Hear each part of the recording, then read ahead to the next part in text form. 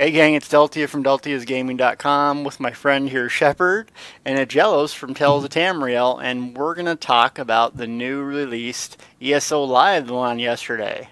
Ag, what'd you think of it? As always, these are one of those episodes of ESO Live that I adore. The ones that were like, oh, they give us so much. It went for over 2 hours. Yeah. Like it was long this time. So much good stuff.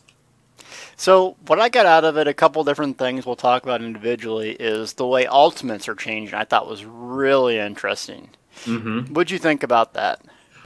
I actually like the change, but the first thing I heard when I heard the ultimate change, I'm like, oh, Delty is probably freaking out right now because the way they're changing is they're making it a flat buff that when you do light and heavy attacks, you get a buff that lets you generate ultimate every second. So they based it on people do light attacks roughly once a second. You keep getting that buff, keeping up, and gain 3 ultimate at a time. They also changed the way healing was done. That you can't just spam your healing Springs, yeah. springs. You have it only works if the person you're healing has that buff. I like the change. It'll be easier to figure out how much ultimate you're getting. However, some people, specifically Dragon Knight tanks like you, who could drop standards every 3 seconds, I'm not sure how it's going to work for you guys, because if you're blocking a lot, you're not really Right. getting attacks off. We'll have to test it. I mean, I think it's a good change overall for the game. Not my class per se, but overall for the game, it really brings Ultimate in line where they need to be for everyone. But for the Dragon Knight tank, yeah, you're blocking. I mean, you're not attacking. But to be fair, that might make the game a little more different because now I'm going to have to weave in light attacks to keep that Ultimate going. Yeah, make your tanking game a little bit more Yeah, active. It should yeah. be a lot of fun. I think it'll be great. I think it's And a good plus, change. for theory crafters and stuff like that, there was a lot of hidden mechanics that gained ultimate. It's Oh, like for you, all of a sudden you yeah. just had full ultimate. I'm sitting there doing my attacks. I'm like, I'm barely growing at all. There was a lot of unknowns with the current ultimate system of what it was, and I know we talked with Joe Blackburn, which you'll probably hear on Sunday, about ultimates and stuff like that. And he even said, yeah, there's a lot of hidden stuff that was contributing to ultimates, and even with a lot of different things. So now this will be a flat way of going, I can calculate how much ultimate I'm going to gain a second. You know? Yeah. There's a way of going, I know that if everything goes right, and I swing once every second, I will have enough for an ultimate within X seconds. It changes the crit game because critical was essentially the way that how hard you hit, how much HP the enemy had, a lot of math in it, but it was based off crit and how hard you hit. So the more crit you had, the more ultimate you got. So basically that's what everyone's game plan was. Stack as much crit as possible. So I think this will change the gearing mechanics of the game where it's no longer going to be just critical. That's not going to be the super most valuable stat. It'll be you want it to get a certain line and a certain weapon power, and that's going to be optimal. Random question, maybe people who watch can throw in. What do you think this will do to the trait weighted to increase weapon speeds? Yeah, it might up it. I don't know if there's a cap on the 1 second, like you can only do it 1 second, or if it's just if you reduce your global cooldown, would it affect that? But that's why we're gonna have to get on the PTS and test it. Absolutely. Okay, a couple other ones, and we can't go over all these things, but one is the buff stacking.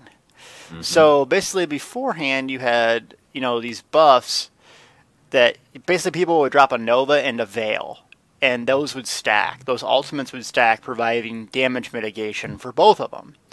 So now, though, what did you take away from what they were talking about? This is kind of cool, both as an individual character and as a group play. There's major and minor of all different buffs, whether it's mitigation, damage, whatever the case may be. And different abilities will grant different buffs. So if you have a person who drops a standard and it does major mitigation, and someone has an ability that does minor, you cannot stack more than that. Like Right. a second major and a second major, you won't get 2 majors. You get one or the other. This is awesome because it also will allow for a little bit more diversity on bars because you can look at the abilities and go, this ability gives me, in my case, we'll say damage. This gives me major damage, and this one over here gives me minor. Okay, they're on my bar. Grab another ability. Oh, this does minor. Well, I don't really need this. I can drop it for something else because this other ability gives it to me. It'll allow you to mix and match abilities rather than go, now I got to stack everything. Because before you had to because everything's stacked. Right. You know, like damage mitigation. Like, well, everything gives me damage mitigation. That's what I want. Now it's like, well, this gives me major. This gives me minor. This is all I need. I can now put different abilities for utility elsewhere. It's really cool. And I think it will really play into the group mechanic for trials. And, you know, those really hardcore groups will then be able to go, okay, Deltia, you have to have this ability, this major, and this minor, okay? And you over here, you're going to have this major, this minor, so we can cover all the buffs. It's going to be cool. Yeah, I definitely agree. I think that'll be really cool. It'll change a lot of the trials and how things are done. But, I mean, change is always scary, and there's always going to be pushbacks, you know. But we as gamers learn to adapt. And, you know, overall, I think they see where the game's going, and they're making good changes for the progress of the game. So, one thing that I was disappointed to find out is that you're only going to have 30 champion points to start if you have 1 million alts like me. Mm-hmm. So, how do you feel about this? You go first. Okay, well, this is judging from a guy who doesn't get as much time to play. Now, I'm gonna put it like this: Delty has like all the world. I'm more than a casual. I put in enough to call this a part-time job, but I still don't have as much as some other people. So, like Delty, he would be way ahead of me. But see, let me rephrase it like this. Because of how champion points are going to work in the long run, as they said, the first couple points are going to be your most valuable. A person who has 30 points of damage, or 30 champion points versus a person who has 300, there's going to be a power difference, but it's not going to be as exponentially powerful as you think. Because after so many points, you don't get as much benefit from using champion points. Diminishing returns. Absolutely. So your 300 may make you 10% more powerful rather than what people would think of 3,000% more powerful. Yeah. I mean, the first ones are going to be there, and I know why they did it. They didn't want certain people to be able to go, okay, I have 800 at the start, and everyone else having like 20. So they capped it, and it makes sense.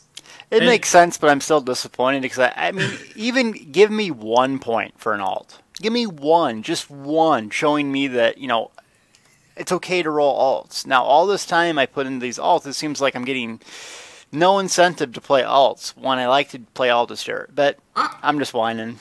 I don't think it's that much. I think you just hit a cap where you also got to look at it like this. Champion system's new, okay? 30 points is a good starter point because if they gave you 800 points right off the way, what happens if you found something broken within the champion system that... Oh, I'm going to find something. Well, yeah, but, you know, you having so many more points, maybe there's something unexpected that you will be able to find, and they go, oh, crud, now what are we going to do? At least starting everyone off at a lower cap gives them time to figure it out because not everyone's going to have 800 points at the start. You know? Yeah, it's a good change. Yeah, and it's not a disincentive to play alts. It's a disincentive for you to play alts until champion system comes out. That's true. I mean, it's not at all a disincentive to play alts. It's more of I'm capped out currently. I got to wait for it to release. But then I can play my alts and I'll still be earning champion points as I go. That's how I see it. The thing I'm really curious about with the champion system, we won't know this until we get on the PTS, is how is it earned? Because my worry is that grinding mobs is going to be the most effective way at earning champion points because it's experience. So doing a trial, doing a Dragonstar Arena is going to reward you minimal champion points at best. Where if you sat out in Craghorn and Spellscar grinding mobs, you get tons of them. So I'm really wondering how they balance that. Either they need to change how it's earned, up the experience for trials and the harder content to basically match, you know, what it's worth, or nerf down experience gain from grinding mobs. See, I think they're going to go with experience game because they've already said that's what they're planning on doing. My major concern is, um, I, as much as people hate it, I kind of wish they did champion points as a currency to earn. And the reason for this is you could then make it that any mob is worth 1 champion point, but when you down a raid boss, make it 200. You know, Yeah. something that you could scale it based. Yeah, you can grind mobs all day. 3 hours to grind this mob, you'll earn 200 points. Great. Or you could spend 2 hours in Serpent Trial down a boss. That's exactly what I want to have. Get the same amount. I don't think that's how they're going to go. I really don't, because they've already talked about experience, and I know they didn't like the veteran point system, so I think they're going to try to steer away from. Well, you know what's going to happen. You know what will happen. Oh, yeah. People like me, meatballs like me, will be grinding 8 hours a day to get ahead. Yeah. Again, even with the diminishing returns, though, I think there's going to come a point where after the first couple points, people are going to be like, do I really want to grind this much? And I think it'll be a growing thing, because people will see this. They will see the metrics going. People are just grinding in Spellscar to get experience to level or to get more champion points. They're not playing our other content. How can we incentivize? And I mean, it's going to take them time. That you got to see the metrics first. You can't just shotgun reaction it go, oh, this is what people are going to do, because we know they will, but you still have to see the metrics. What are the amount of people doing this, and how much are they earning? How can we change it? And it's not final, to be honest, which is we can get them the PTS, we can give them feedback, because that's the first thing I'm going to do is check out. I'm going to get a million screenshots and videos, but after that I'm going to go test out. Now, I'm in Entropy Rising, and we're going to have guild raid nights on the PTS. So we're going to see what downing Serpent Trial rewards us. And I'm going to time it. So I'm going to say I could do Serpent Trial for roughly 2 hours, you know, if we have breaks and stuff like that.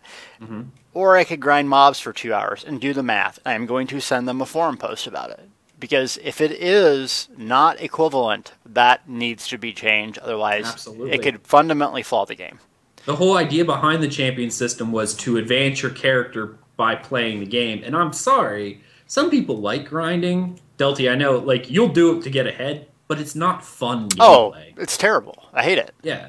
It's boring. That's something where you put on, then you put Netflix on. Yeah. Right. You're not playing the game anymore, and that's a problem. And I don't think Serpent Trial should be, because not everyone has access to it, not everyone can do it. So I don't want Serpent Trial or the top end stuff to be, you know, way ahead of everything. But I want equal time to, you know, that's really what I want. You need to be able to earn the same amount of champion experience doing Dragon Star Arena, veteran dungeons, anything like that, as you would grinding mobs. It needs to be even along the board. I agree. Or even PvP. PvP needs to be in there too. Really does. Where all of it, you need to be able to go, if I'm doing this, I can expect, like they said, a metric of a champion point an hour. Well, does that champion point an hour fit into trials? Right. PvP. We're going to find that mobs. out. Yeah. We're going to find that out. Get on the PTS and test. So that's kind of, I mean, there's so much to cover. We're not going to cover that all right now because we have a special interview with Joe Blackburn that goes into the champion system even more in detail. And that's going to air this tomorrow, Sunday, December 21st, tellsoftamriel.com. I will be streaming gameplay and show the video. And then also I'm going to have it on my YouTube channel here, Delty is Gaming, the video version. So if you want to see Joe Blackburn's arm, I guess, you can tune in for that. So it was a really great interview. I think it really enhances ESO Live. Doesn't really take anything away. He goes into a lot more detail on class-specific stuff that's changing. Yep. So it is really cool for the podcast to get something like that, you know. Absolutely. It was a definite honor to do, and it was so much fun.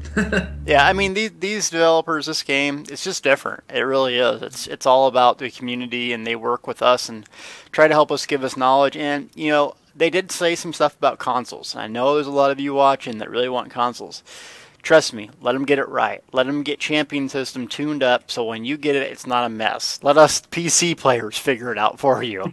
Because believe me, there's gonna be some bumps in the road. There will, and I'm sure I'm gonna be the first meatball that finds the biggest exploit possible because I want my character to be awesome. But so stay tuned. Go to talestamriel.com if you haven't been already and listen to us. Aggelos is the main host. I'm on there, and Thais, and we ramble on about Elder Scrolls. So it's just great. It's a lot of fun. Yep. All right. Well, thanks for watching, and hopefully you'll tune in tomorrow to get that special interview. Bye.